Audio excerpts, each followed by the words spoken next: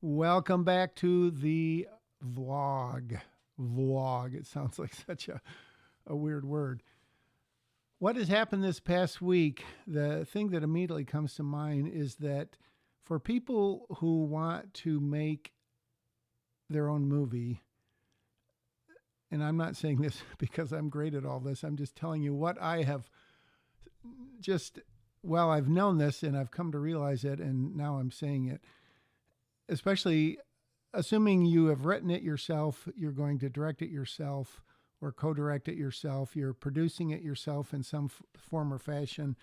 And then in post, maybe you're going to edit it, maybe you're not, but you're going to be responsible for getting it out there in the world. It is a lot of work. It takes so long to do all the various things.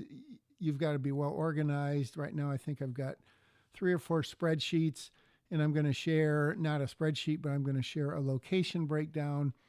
And then I've got a character breakdown. There is so much stuff. If you want to be prepared, like in that movie, be prepared. If you want to do it right and if you want to be efficient on set, which we're really going to have to do this time, it's going to be bang, bang, bang. Just this past week, I was watching some YouTube videos on professional cinematographers and DPs showing how they light sets and, walking through it all. And it can take a long time to light a set. And I'm not saying we're going to rush through ours, but I hope we're not lighting a set for an hour or two, because holy cow, that's one thing that I always underestimate, but I do not underappreciate it because it makes such a big difference. So this past week we had our table read, which I've posted some info on. I've watched a little bits of it while I took out some dead spots before I put it up on Patreon. So that's up there.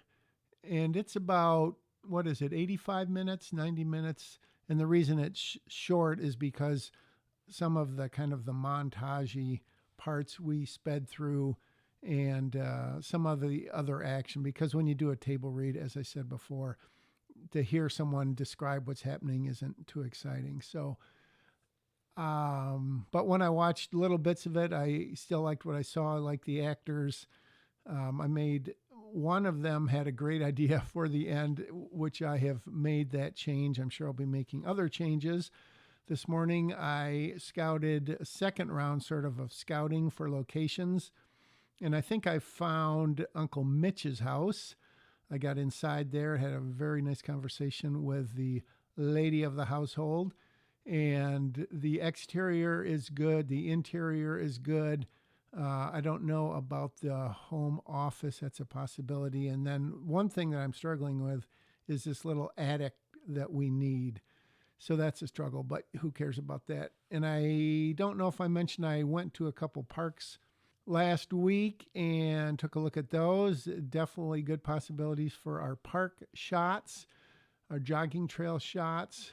So that's all good. I posted, following the advice of my friendly AI Grok, I didn't even think about it, like a Michigan filmmakers community. So I put a couple posts on there, got some replies, some early outreach. I had sent a email to someone who works at a local, it's sort of a hair and makeup kind of school, very well known, very, very good school. And I've got 3 or 4 people who emailed me, like they must have put the poster up or the flyer, and then these people saw it. So I got 3 or 4 people who are interested in doing hair and makeup. So that's awesome. Still, I won't say struggling for crew, but still looking for crew. I had another young man interested this week. So overall, I mean, I guess a productive week. I was going to open the bank account for Mindful Entertainment LLC, and I called the bank and I said, "Hey, I'm coming in. How long does that take?" And they're like, "Oh, no, we got to make an appointment." And so one isn't available. So I got to go in this coming Thursday, do that. So what is the bottom line? The bottom line is that it takes a lot of time to do it. You can't just write your script, cast it, find the crew, and then show up on set and start shooting. Not by any means. So that is something that I guess I don't know if I've forgotten it or it seems like there's more.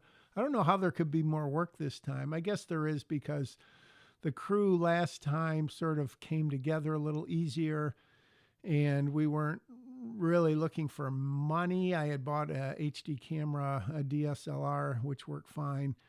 So there was a little bit less of that. We did have to look for a lot of locations last time, but that was last time. This is this time. So yeah, a lot of work. And let me show you. Let me see if I can do this live. Pick and pick. Let's see. Oh, but that's not what I want you to see.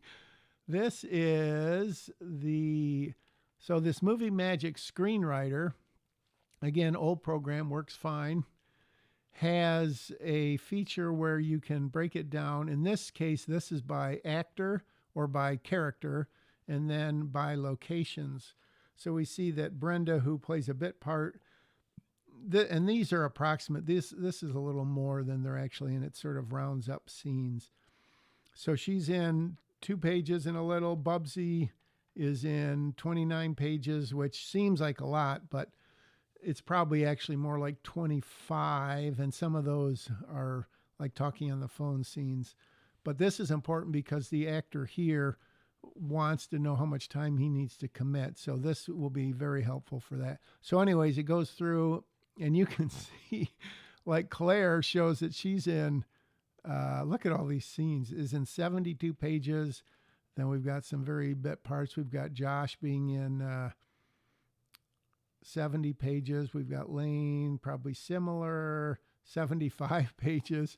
We've got Mitch in 10 pages.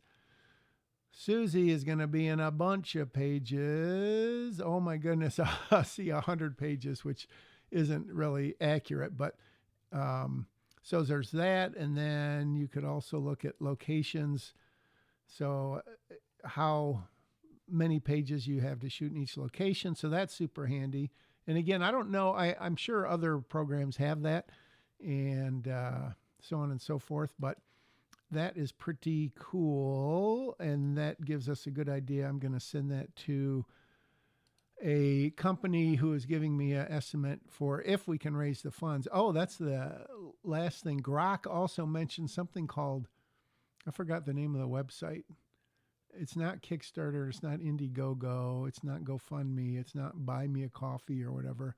It's, oh man. Anyways, I'll find that out. But it's another crowdfunding website funding. It's specifically for movies, it appears.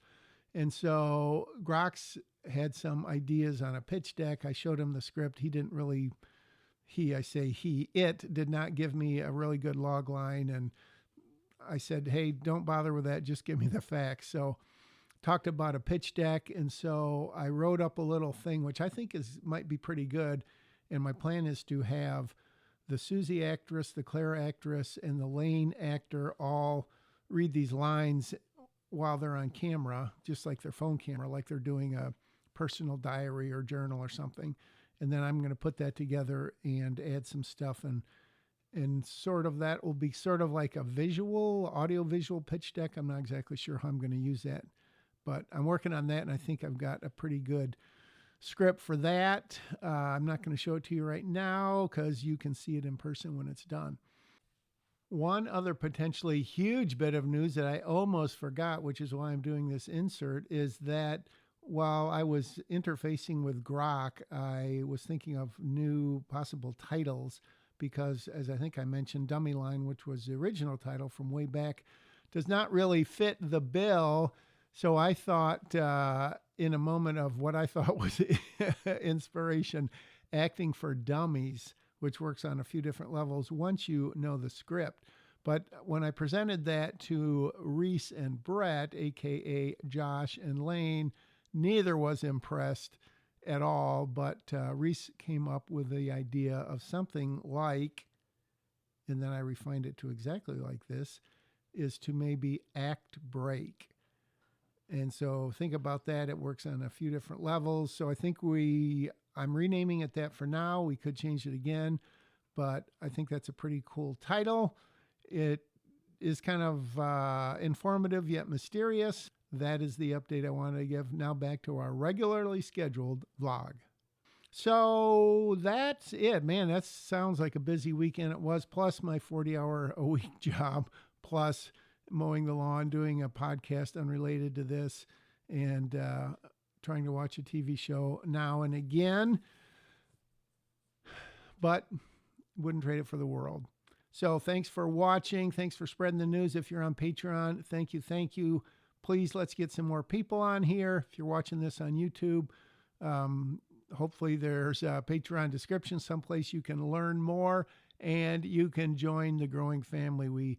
If we get like $25,000 more dollars, we could probably hire this crew and I would sleep 80% better at night, although I do sleep very well already. So maybe a little exaggeration there. Anyways, thanks for watching and go make a movie.